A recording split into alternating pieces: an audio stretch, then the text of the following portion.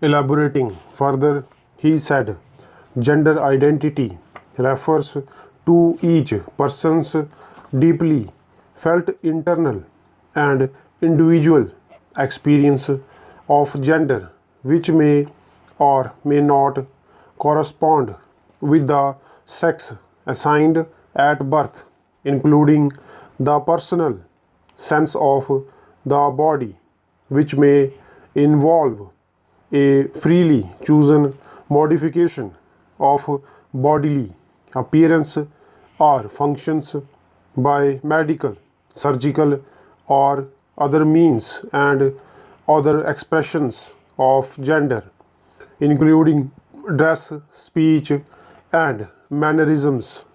Gender identity, therefore, refers to an individual's self identification as a man, woman, transgender, or other identified category. Going to the concept of discrimination, he said the discrimination on the ground of sex under Article 15 and 16 therefore includes discrimination on the ground of gender identity. The expression sex used in Article 15 and 16 is not just limited to biological sex of male or female, but intended to include people who consider themselves to be neither male or female.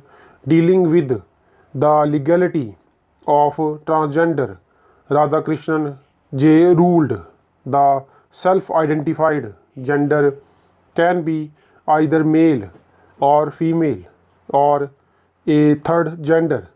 Hijras are identified as persons of third gender and are not identified either as male or female.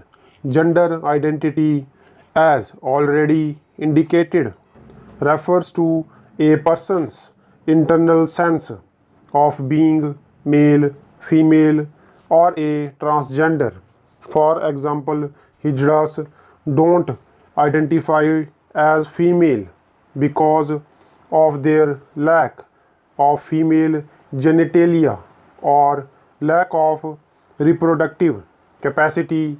This distinction makes them separate from both male and female genders, and they consider themselves neither man nor woman but a third gender.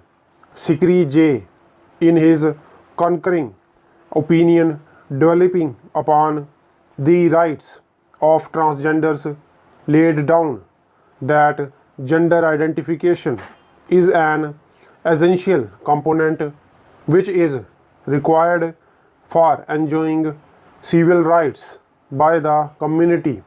It is only with this recognition that many rights attached to the sexual recognition as third gender would be available to the said community. More meaningfully, viz. The right to vote, the right to own property, the right to marry, the right to claim a formal identity through a passport and a ration card, a driver's license, the right to education, employment, health, and so on, emphasizing on the aspect of human rights. He observed, there seems to be no reason why a transgender must be denied of basic human rights, which includes right to life and liberty with dignity, right to privacy and freedom of speech, right to education and empowerment, right against violence, right against exploitation, and right against discrimination to the third gender.